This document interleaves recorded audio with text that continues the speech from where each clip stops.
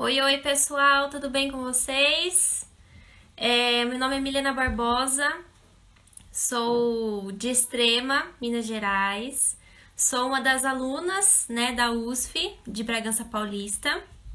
Sou também uma das colaboradoras do blog, né? Esse blog maravilhoso. E, bom, hoje eu tô aqui pra gente conversar um pouco com mais um de nossos convidados, né, que é o Eduardo. Já já ele vai estar por aqui. O tema de hoje é sobre Nietzsche e a educação. É um tema riquíssimo. Vamos conversar bastante a respeito. Eu acho que vai trazer muitas reflexões, boas reflexões a respeito da educação, né? Primeiramente a respeito da educação.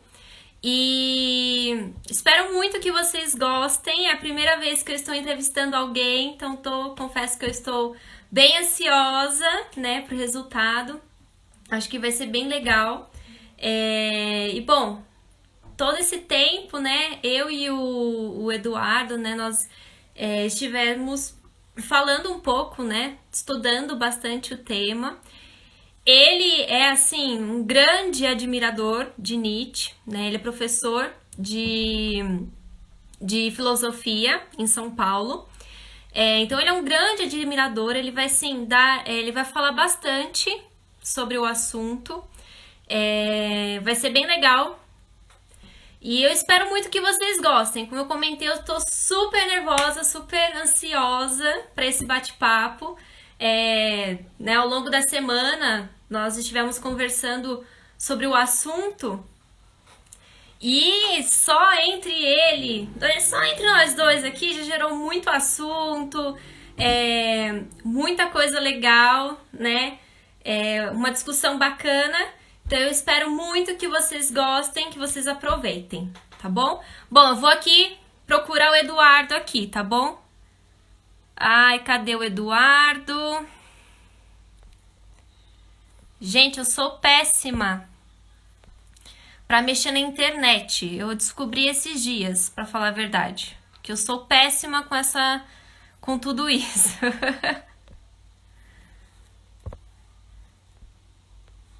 Cadê? Bom, enquanto ele não entra, né? Espero que esteja tudo certo por ali. Enquanto ele não entra na nossa live, espero que todos estejam acompanhando, né, o que nós estamos postando ultimamente aqui no blog. Tá bem legal o nosso conteúdo. Agora a gente também tá trabalhando com as narrativas da pandemia. Muito bacana. Professores, né, estão disponibilizando seu tempo para gravar alguns vídeos e disponibilizar pra gente. Tá bem legal, né? Já tivemos vídeos da professora Emelinda, coordenadora do curso de pedagogia, bem bacana. Oi, boa noite, tudo bem? Eu tô aqui olhando aqui, as pessoas vão entrando, alguém vai comentando, vou fazendo aqui um hello aqui. Bom, nós tivemos então, né, o vídeo da professora Emelinda, da professora Renata, foi bem legal. Hoje nós tivemos, né,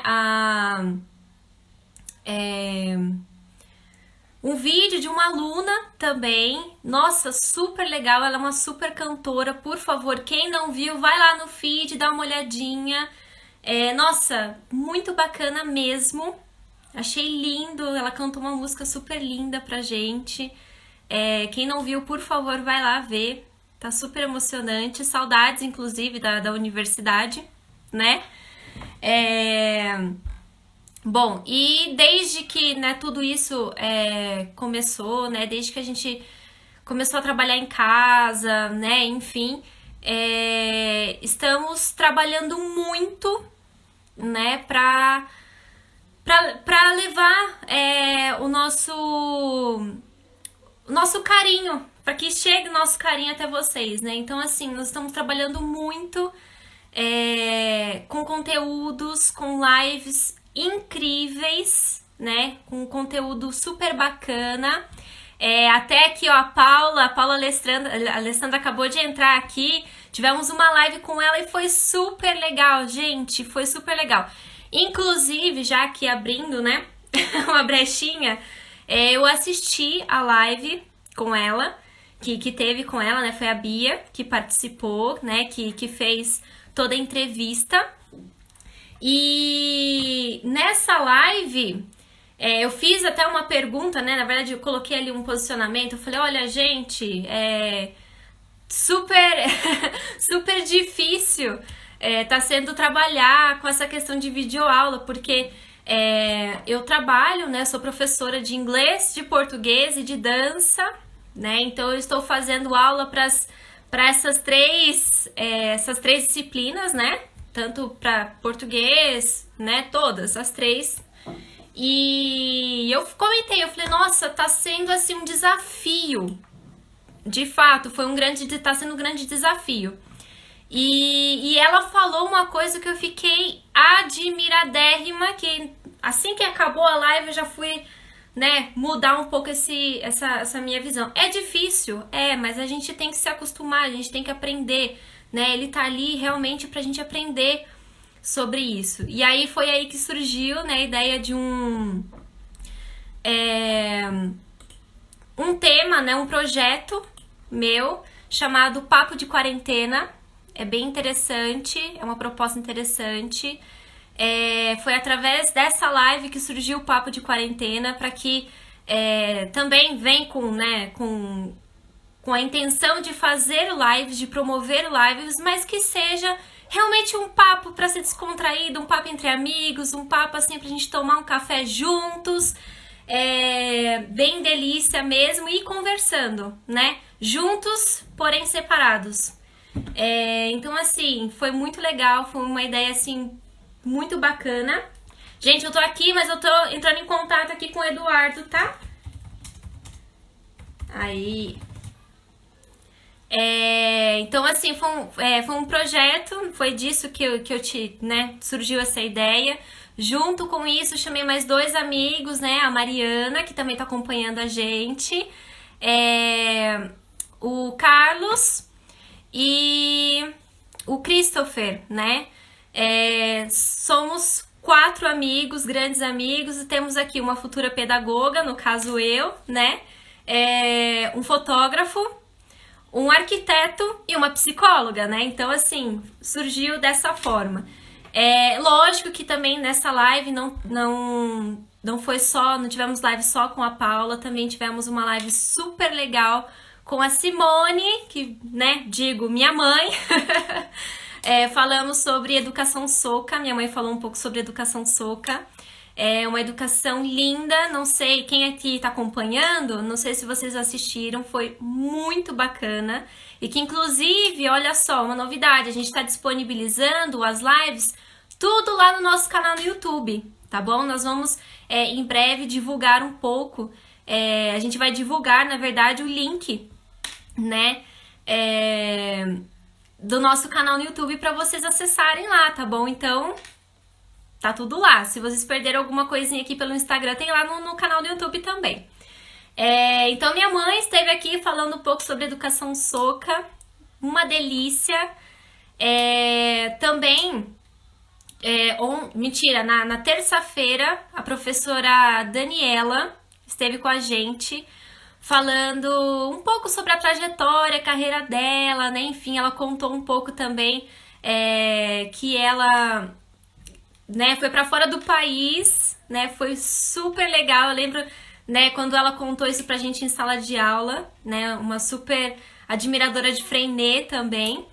E então foi assim, foi super legal. Então a gente tá aqui com esse conteúdo lindo e maravilhoso pra vocês. Então eu espero que vocês estejam gostando e acompanhando, certo?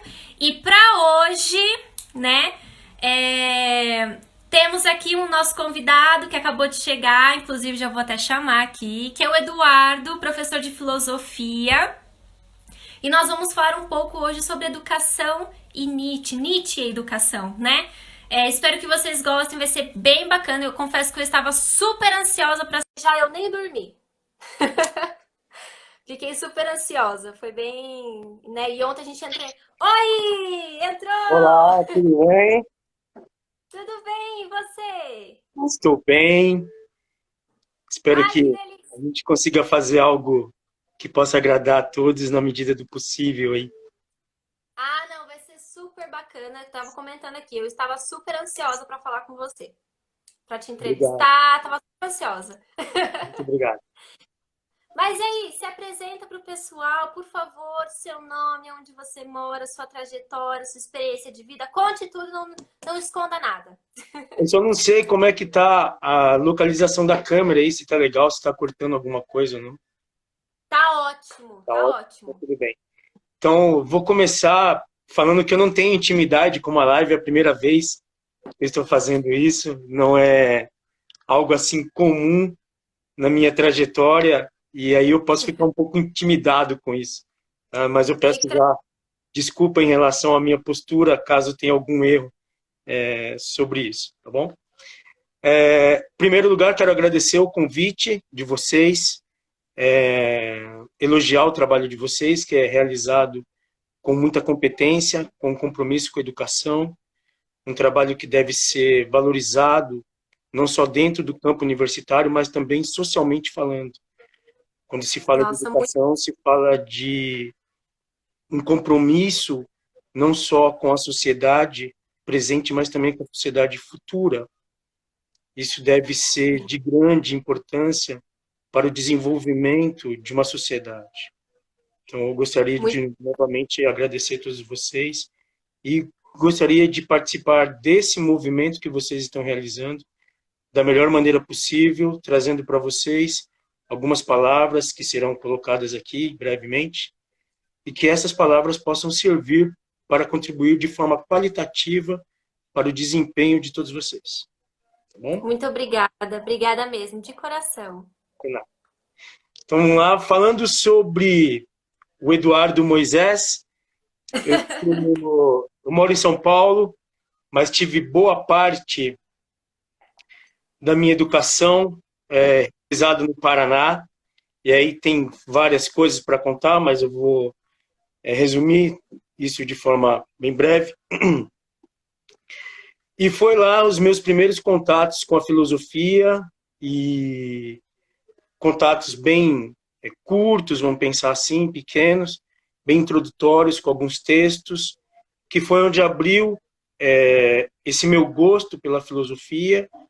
Mas antes da filosofia eu tinha estudado um pouco de teologia, foi um estudo que também me fortaleceu bastante. Mas a filosofia, ela veio calhar no momento em que eu estava talvez precisando me fortalecer um pouco mais, e justamente no meu período de adolescência, onde os questionamentos vinham e as respostas muitas vezes eram um pouco demoradas em relação, né, à ansiedade que se tem quando se tem essa idade, quando está se passando por esse período. Então, na filosofia, eu acabei me encaixando, vamos pensar assim, né? Depois de um período, eu também passei por algumas cidades no Paraná, onde eu pude visitar vários lugares, mas eu acabei vindo para São Paulo e aí acabei entrando dentro da universidade, Liceu Camilo Castelo Branco, que hoje tem o nome da Unibrasil, e lá eu tive o maior contato, então, com a filosofia, né? E aí foi um contato universitário, diferente daqueles contatos que pode ser considerado como introdutórios, vamos pensar assim, né? Embora a graduação ela não ofereça lá também um conhecimento totalmente aperfeiçoado em relação à área. Acho que isso se dá de acordo com determinados esforços de cada aluno e, consequentemente, também, é claro, do ambiente em que você está, né? E lá eu tive os meus primeiros contatos também com o filósofo Nietzsche, que foi através do professor Mauro Araújo, e ele me apresentou um Nietzsche que, na época, já me chamou a atenção, mas era um Nietzsche assim, que era apresentado a pinceladas, vamos pensar dessa forma. E, consequentemente, depois, no mesmo curso, eu tive contato com o Nietzsche através da professora Márcia Rezende. Essa professora, ela me apresentou um outro Nietzsche, um Nietzsche mais conceitual, Uhum. um Nietzsche que eu fui conhecer um pouco mais já na pós-graduação, e aí eu devo muito ao professor Jean Siqueira, um dos meus principais influenciadores na universidade. Eu posso chamar de companheiro mesmo. Agradeço muito todo o trabalho que eu dei para ele, vamos pensar assim, e todo o trabalho que ele teve comigo, a paciência. E, novamente, então, eu tive um contato com Nietzsche, mas dessa vez com um professor chamado Eduardo Nasser, da qual eu devo muito dentro daquilo que eu posso falar dos meus conhecimentos no filósofo. Mais tarde, eu tive novamente um contato com a Márcia Rezende, mas esse já mais curto.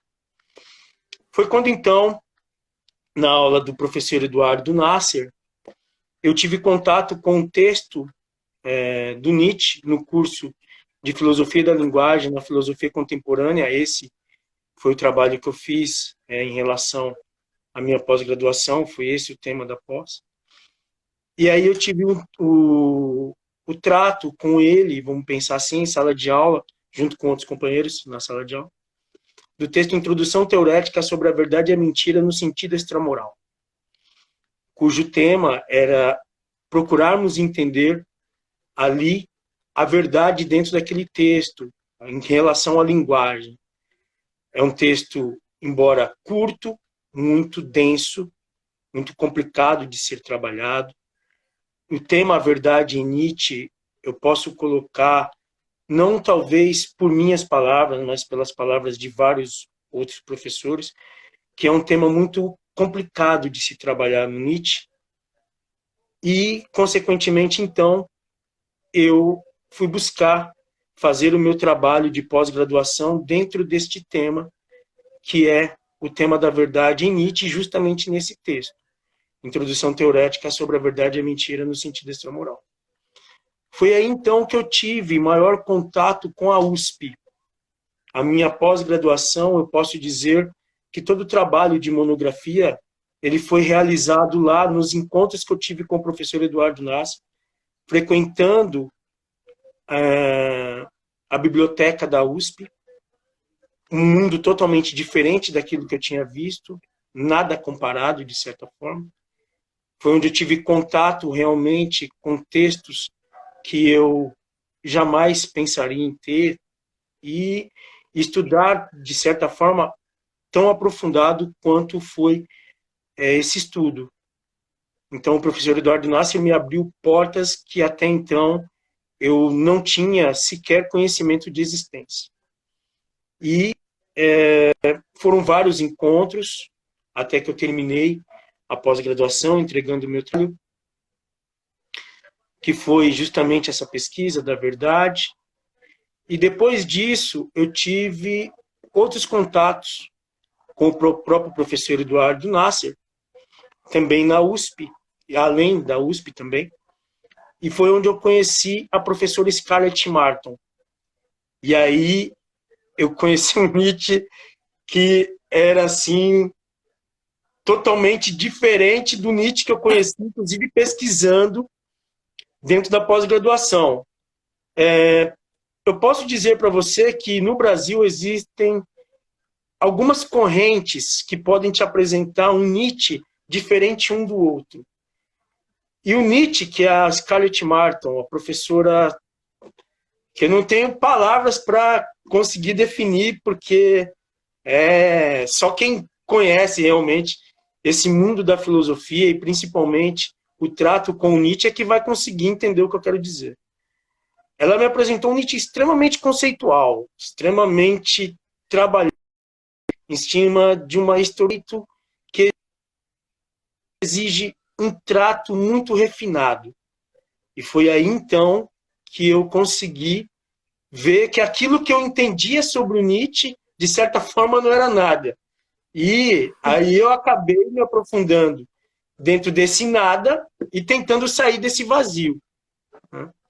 E continuei meus contatos depois com o professor Eduardo Nasser, também participando de algumas palestras com a Scarlett Martin e também com o grupo GEM, que é o grupo de estudos Nietzsche, que foi produzido, foi idealizado pela Scarlett Martin aqui em São Paulo, mas que hoje já tem vários grupos espalhados pelo Brasil. Não me pergunte a quantidade disso, porque eu não vou saber responder.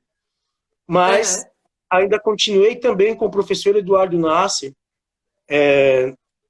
na Universidade de São Bernardo do Campo, participando de algumas aulas dele. E aí, nesse caso, ele também tinha todo um trabalho pela frente, e foi ali, de certa forma, a nossa separação, um abandono. A partir daquele dia eu não consegui encontrar mais,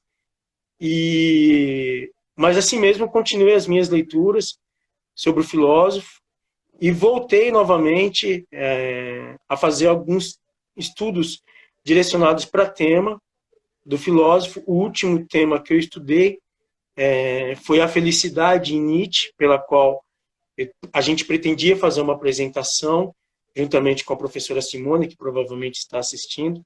Quero agradecer ela por todo o apoio, todo o carinho que ela faz com que o meu trabalho também, de certa forma, ele apareça. E quero deixar aqui um abração e muito obrigado. Mas, de acordo com essa pandemia, esse trabalho não pôde ser feito. Era um trabalho onde a gente ia explorar o tema felicidade, juntamente com uma outra autora, que era a Clarice Lispector, fazendo uma introspectiva do tema entre Clarice Lispector, no texto Felicidade Clandestina, e eu abordando o tema felicidade ali no Nietzsche. Espero que isso possa acontecer. E que, inclusive, isso com certeza vai acontecer. Inclusive, o Corujal vai acompanhar também, tá bom? Só para deixar um spoiler aqui. Espero que dê certo e seja logo isso daí. E, consequentemente, então, eu posso dizer para você que esse meu trato com o filósofo fez com que eu abrisse livros que eu posso considerar de boas instruções, vamos colocar assim, né? Os livros indicados principalmente no grupo de estudo GEM, artigos, e a própria proposta do grupo, que é estudar um Nietzsche totalmente conceitual. Então, ele me deu, pelo menos na língua portuguesa, vamos pensar assim, aquilo que a gente pode classificar de bons textos, bons trabalhos, direcionados ao pensamento do filósofo. Então, eu agradeço muito toda essa trajetória que eu tive, o apoio de cada pessoa que, consequentemente, também me apoiou até aqui. Tem algumas pessoas que estão assistindo, não vou enumerar nome, mas quero agradecer todas, realmente, para que possa sentir-se abraçado em relação a toda essa trajetória que eu tive, principalmente nas dificuldades que eu tive. Nossa, que trajetória, viu? Nossa, eu não conhecia toda essa história, realmente não conhecia mesmo, achei incrível, achei muito legal. Inclusive, hoje você também está trabalhando, né? Trabalha com filosofia, certo? Você é professor de filosofia, né? Então, hoje eu trabalho na parte, trabalho na Secretaria Estadual de Educação. Hoje eu não estou atuando com aulas de filosofia, mas tive toda a minha trajetória como professor desde 2011 para cá, dentro da área de filosofia e sociologia. Hoje eu trabalho com tecnologia de acordo com toda a política que existe de educação aqui dentro do Estado, coisas que eu não vou comentar agora, pelo menos, mas que fez com que eu mudasse um pouco de rumo.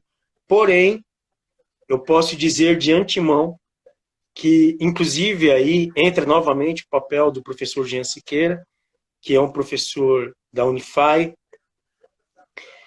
trabalhando com ele diálogos, pelo menos, sobre filosofia da tecnologia. E aí, nesse sentido, eu posso colocar, que não é um texto filosófico, mas posso indicar aqui de antemão, para que todos leiam, se for possível, o texto 21 lições para o século XXI, do Yuval Harari, que é um texto que, na minha opinião, é, assim, no mínimo, importante para o entendimento não só do que está acontecendo neste momento, mas também para o que pode acontecer no futuro. É um historiador de um nome totalmente extraordinário hoje, e, consequentemente, a linguagem dele, embora seja um fenômeno, vamos pensar assim, daquilo que a gente pode colocar hoje em relação à literatura, é um texto bem simples, um texto bem apropriado para vários grupos de leitores, vamos pensar assim, para que possa entender, dentro de uma linguagem muito simples, quais são as consequências que nós estamos sofrendo hoje de algumas coisas e quais são as consequências que provavelmente nós poderemos sofrer de acordo com os nossos atos hoje.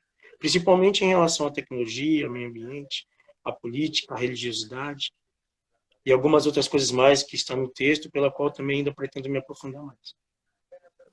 Bacana, adorei. Por favor, depois você me manda essa sugestão também lá no meu WhatsApp, porque eu vou disponibilizar para todo mundo, para quem quiser ler, né? Então, vou disponibilizar ali no blog, tudo bem? Bom, Eduardo, olha, sou aluna de pedagogia da Universidade de São Francisco de Bragança. Tivemos, né, 2 semestres de filosofia, sobre filosofia da educação, e vimos assim, ó, sabe, pincelar um outro ali por cima sobre Nietzsche. E a gente queria, né, quero muito conhecer um pouco mais sobre ele, tá? A proposta, o pensamento dele em relação à educação, principalmente porque é o nosso foco aqui. É por isso que eu convidei você, para que a gente fizesse, né, esse bate-papo.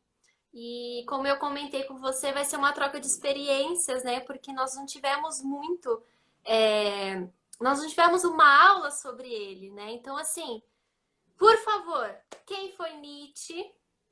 O que ele fez? Quais eram os pensamentos dele? E principalmente em relação à educação? Tá, o filósofo Nietzsche, vamos lá. Nietzsche é um filósofo do século XIX. Ele nasce ali em 1844, vai morrer em 1900. Ele vem de uma família de pastores luteranos. Então, ele desde muito cedo teve contato com a religiosidade, nesse sentido do cristianismo protestante. E, consequentemente, então, ele vai ser, de certa forma, uma promessa da família, ou pelo menos uma expectativa da família em relação a isso. Mas o pai dele morre muito cedo. E isso é um choque para o Nietzsche. Essa morte causa consequências que a gente pode considerar que fazem parte, nesse caso, de toda a trajetória do Nietzsche. Tá? Além de outras coisas mais. Mas aí o Nietzsche vai para o colégio, e o Nietzsche, como aluno, é um aluno totalmente exemplar em relação àquilo que a gente pode colocar de estudos, e, consequentemente, logo depois, ele vai decepcionar a família dele, vamos pensar assim, principalmente a mãe, não indo para a teologia, vamos pensar dessa forma, mas indo exclusivamente para a filologia.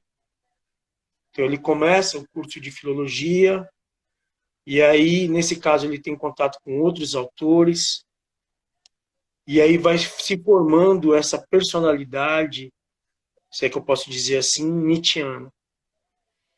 E o Nietzsche, ele, depois de algum tempo, ele vai ser professor muito jovem, com cerca de 23, 24 anos ali, ele já é promovido como professor. E o Nietzsche, como professor, eu posso dizer, de acordo com os textos que eu li, e depois eu vou apresentar, é um professor extremamente dócil em relação ao trato com o aluno. Vamos pensar dessa forma. O que eu quero dizer como dócil não seria tão somente, ou não deveria estar ali na questão carismática. Mas eu vou tentar colocar para vocês aí qual era o problema que o Nietzsche apresentava ter a educação. Então, logo de cara, eu gostaria de colocar que o que eu vou tratar aqui é Nietzsche e a educação, e não Nietzsche e qualquer outro tema. Tá? E Nietzsche, Perfeito. consequentemente, dentro dessa trajetória, entre um Nietzsche jovem e um Nietzsche amadurecido. Nem tanto Nietzsche amadurecido, mas o Nietzsche mais jovem, que é o período que ele vai se preocupar com o tema. E o Nietzsche, então, ele vai ser professor, só que na época, o Nietzsche, ele tem um sério problema em ser professor. Não é bem aquilo que ele gostaria de ser. Embora ele tenha, vamos pensar assim, bom trato com o aluno, ele tem outros problemas pela qual ele identifica que cabe ele a cadeira de professor. E é necessário entender o que é isso. E o Nietzsche vai para uma guerra, então. Ele sai, nessa época, a Alemanha vai passar por uma guerra, a Prússia e França, se eu não me engano, alguma coisa assim. Essa questão da historicidade deveria verificar um pouco melhor. Mas ele volta porque ele sofre um acidente, e esse acidente também vai comprometer a vida dele durante toda a sua vida.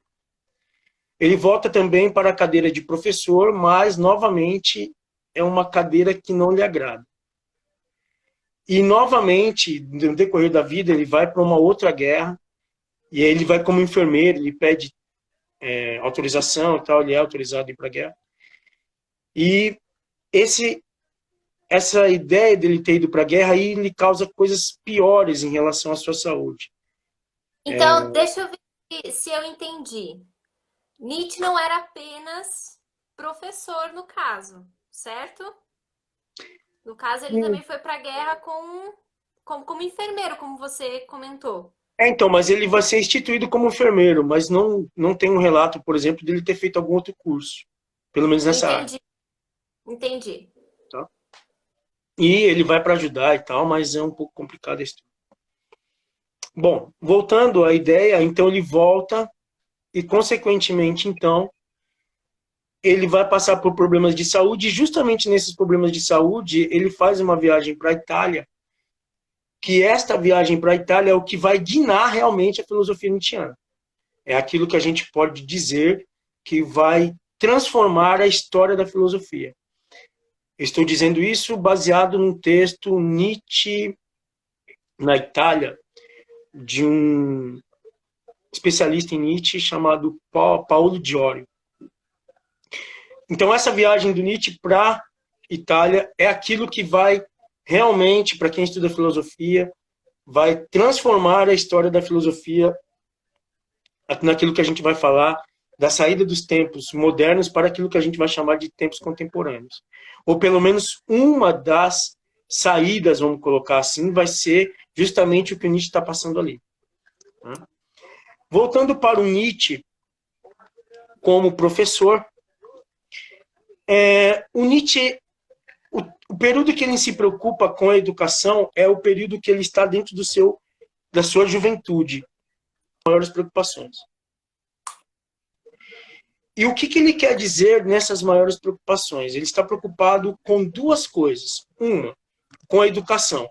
Só que educação para o Nietzsche está aliado à palavra cultura. Então ele está preocupado com a cultura do povo alemão.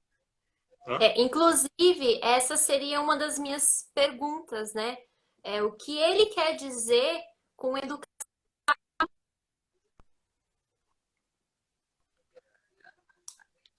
Eu não entendi a pergunta porque cortou. Perdão.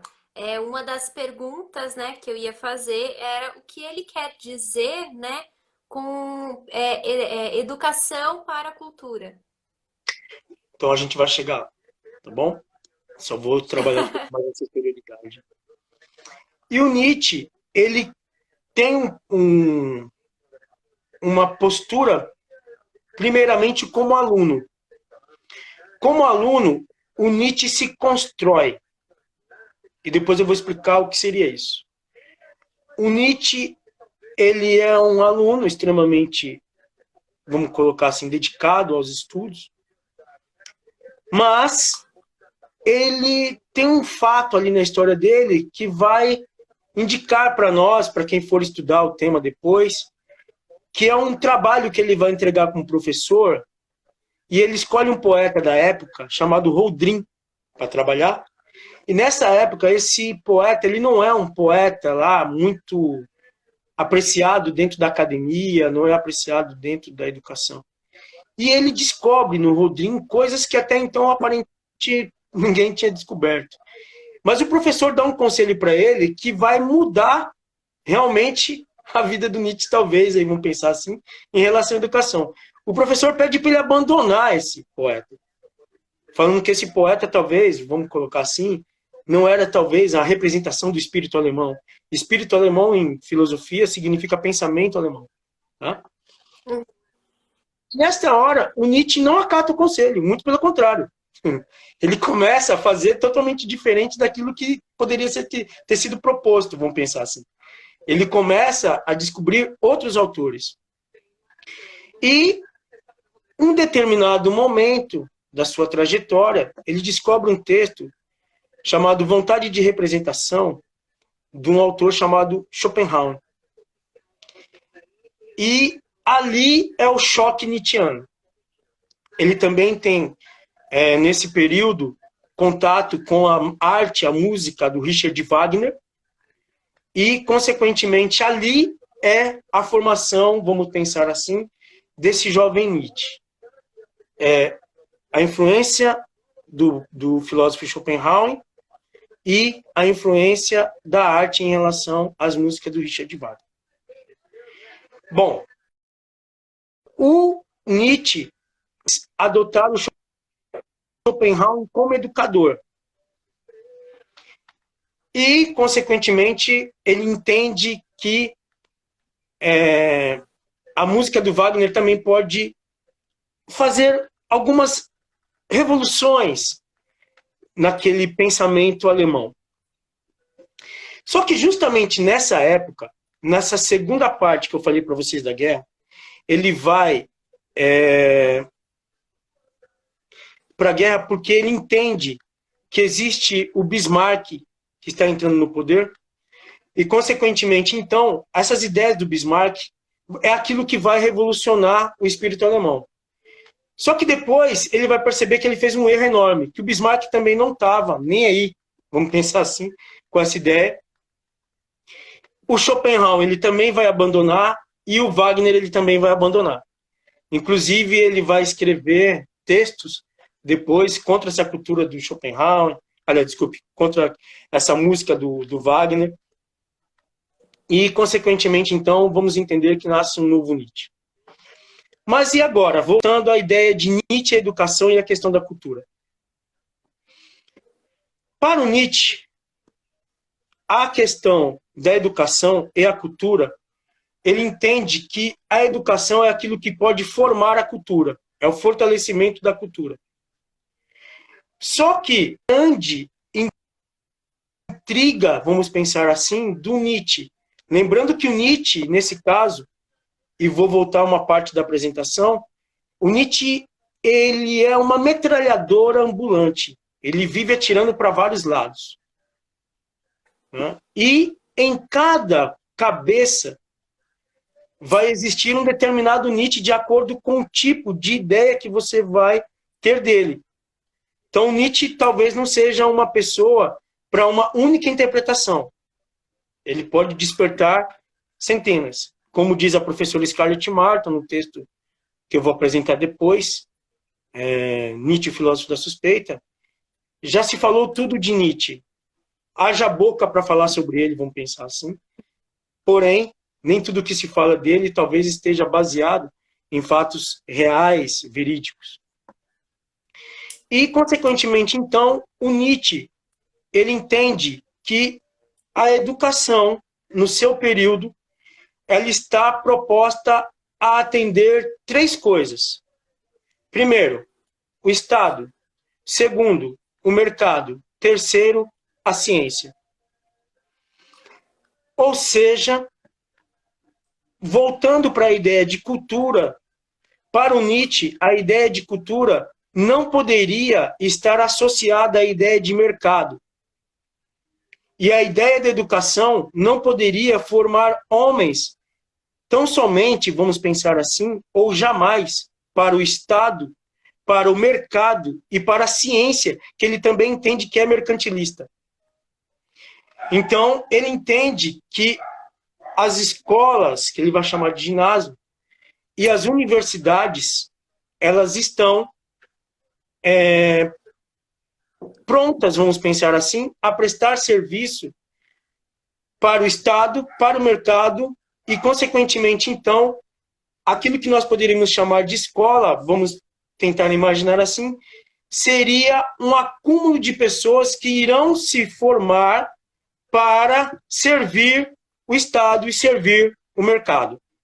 E para o Nietzsche, isso não pode acontecer, porque desta forma você não está garantindo aquilo que a educação deve realmente produzir, que deve ser o máximo de intensidade e valor à vida. Sim. Tá? Então, Sim. em busca dos valores de mercado, em busca dos valores do Estado, em busca dos valores da ciência, esta educação, ela abandona aquilo que ele entende que é a força vital da vida.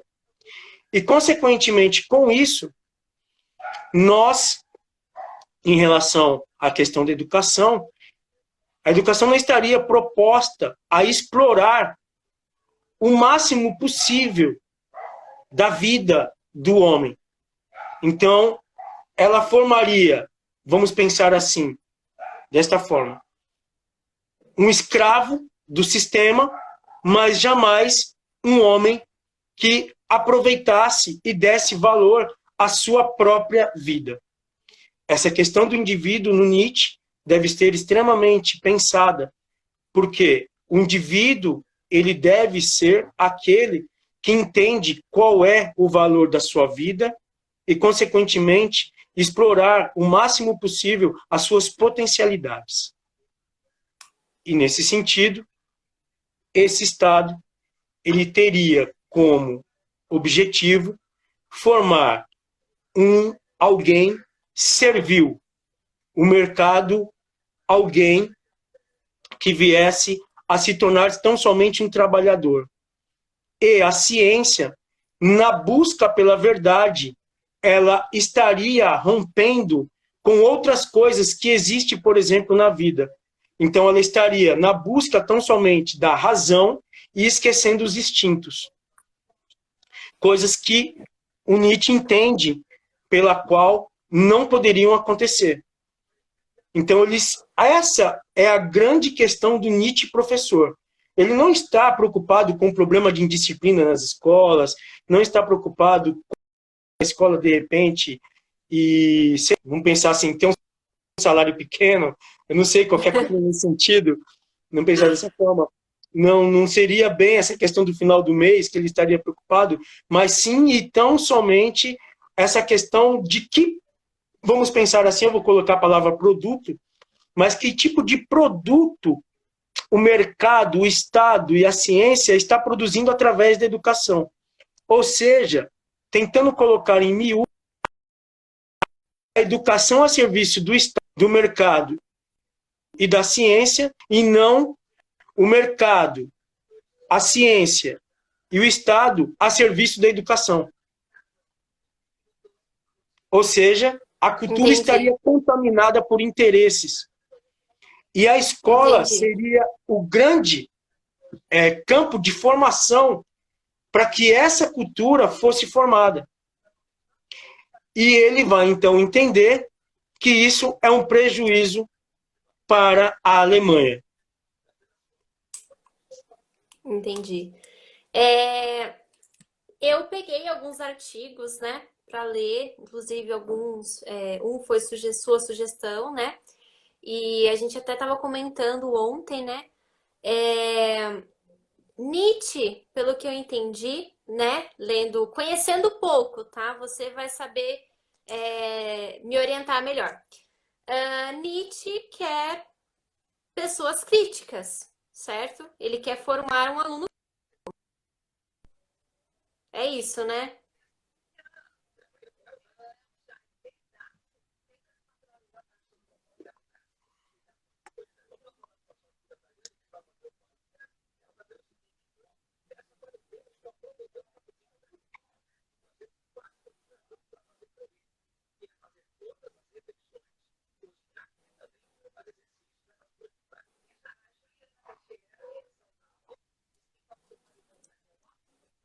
Oi?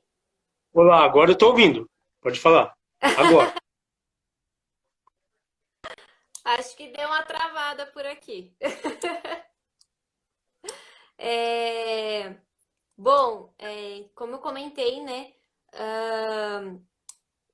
Eu tinha estudado poucas coisas e pelo que eu entendi, o pouco que eu entendi, é, Nietzsche quer formar um aluno crítico, certo? É dessa forma que ele pensa sobre seus alunos.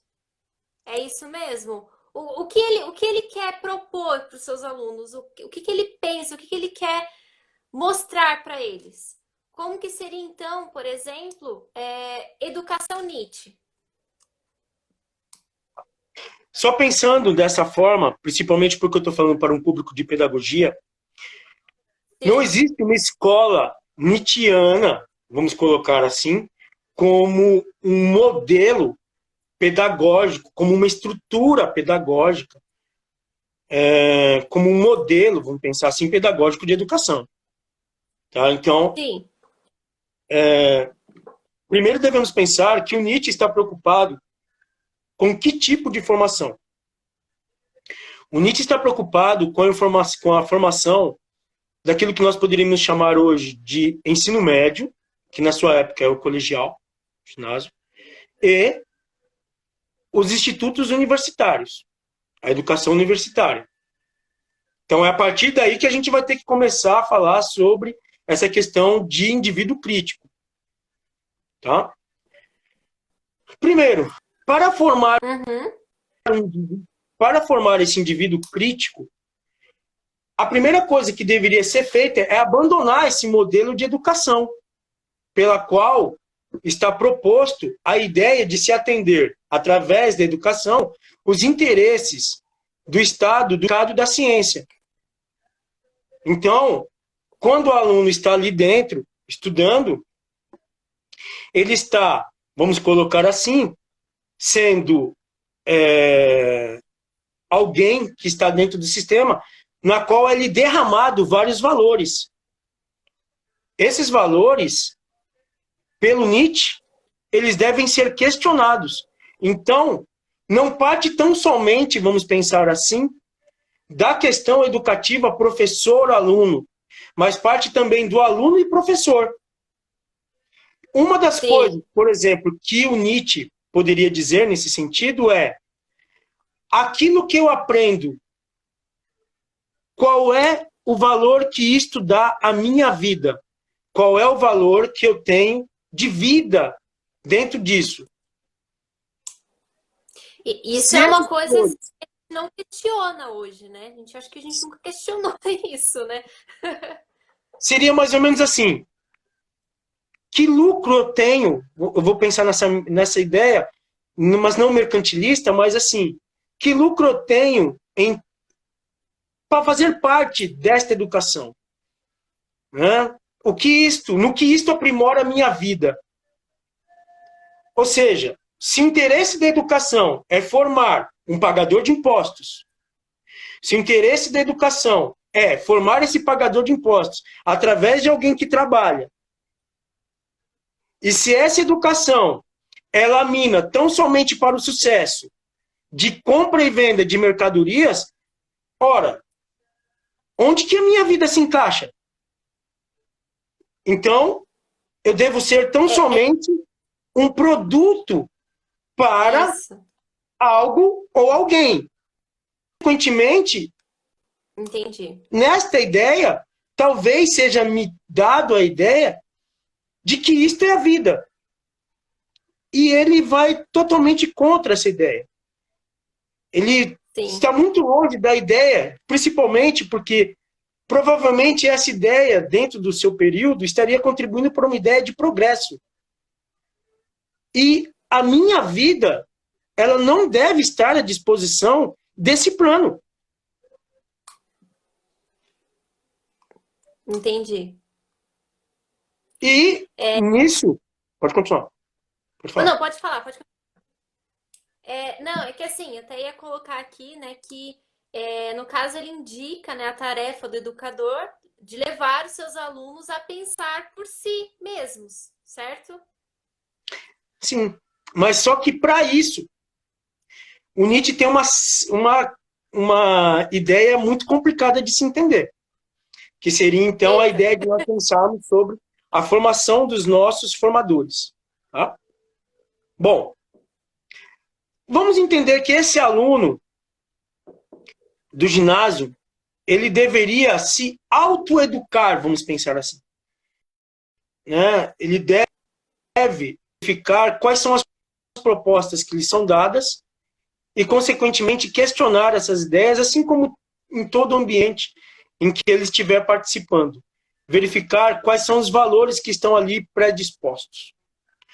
Mas, uma das coisas que esse aluno vai ter em relação às questões desses valores é perguntar-se quem elaborou esses valores.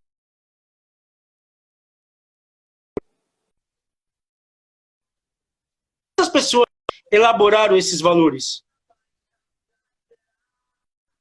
Eu tenho que entender essa parte. E, consequentemente, então, aí entra também o papel do educador. Qual é o papel do educador? Primeiro, também o de autoeducar-se, falando sobre educação do ouvido e da boca. Como assim?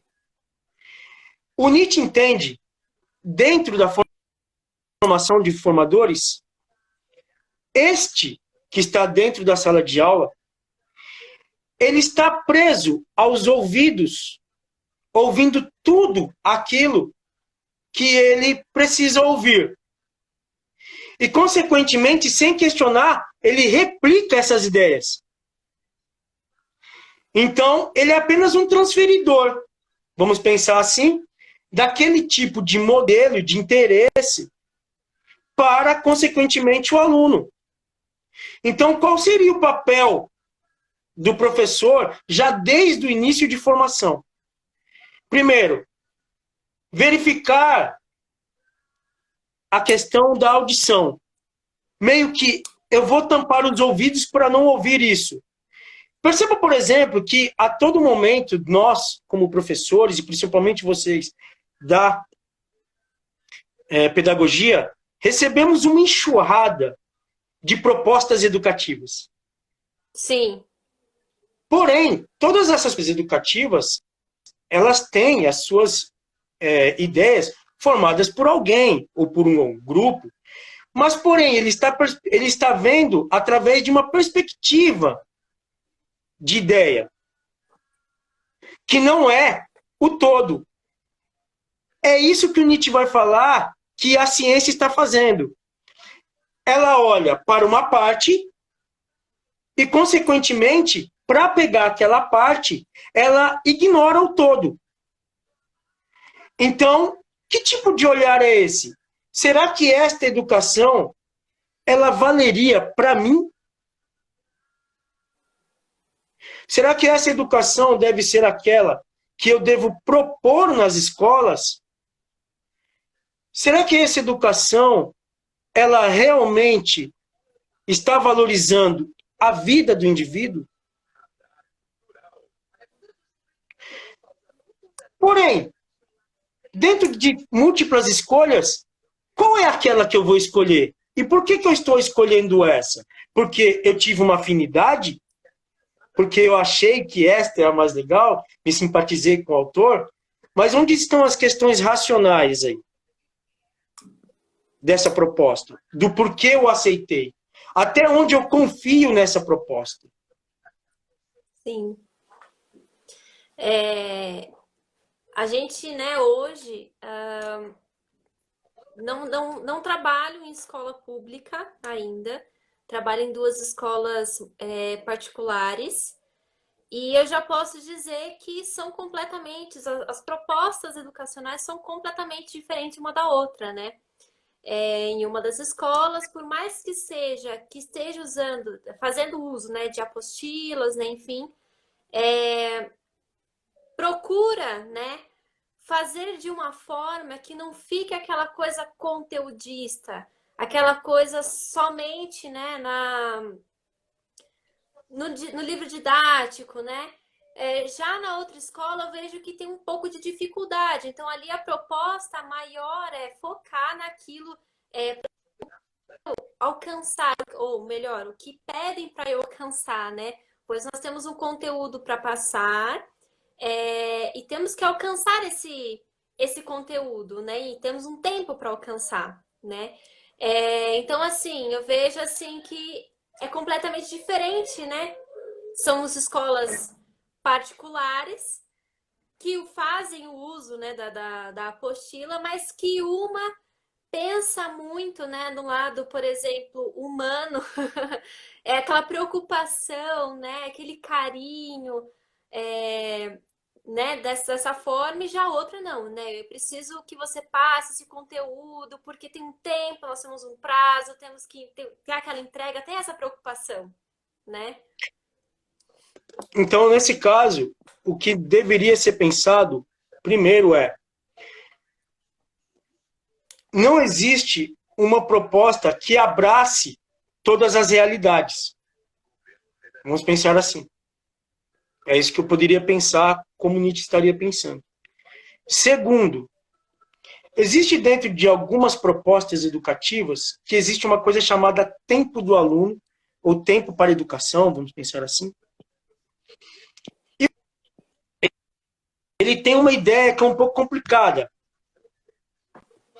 O Nietzsche está contra uma educação que poderíamos colocar como um padrão socialista e comunista.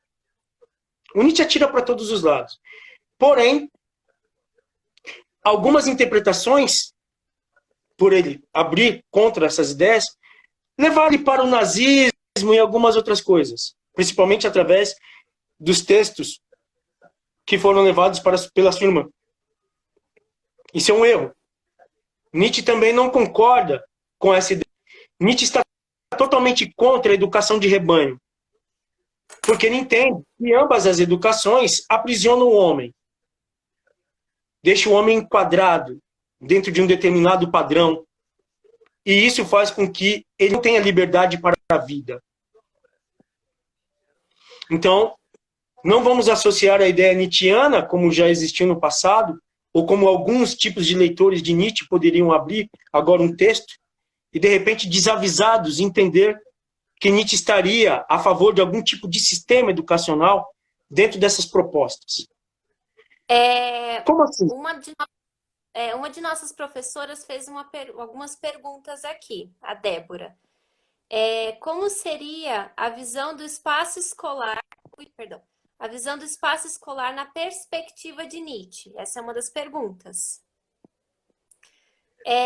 A sala, como ela é hoje, a biblioteca ou app que são disponíveis, né? Os laboratórios que não existem, os espaços abertos, enfim. Essa é uma das perguntas que ela fez. Só vou tentar concluir aqui. Então, consequentemente, o Nietzsche, a ideia dele em relação a essa questão de padronização, em relação ao tempo de aluno,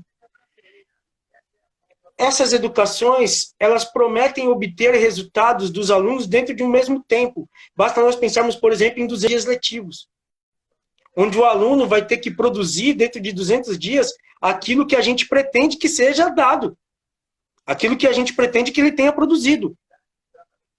Então, quando nós falamos de tempo de aprendizado do aluno, me parece que o calendário vai totalmente contra isso.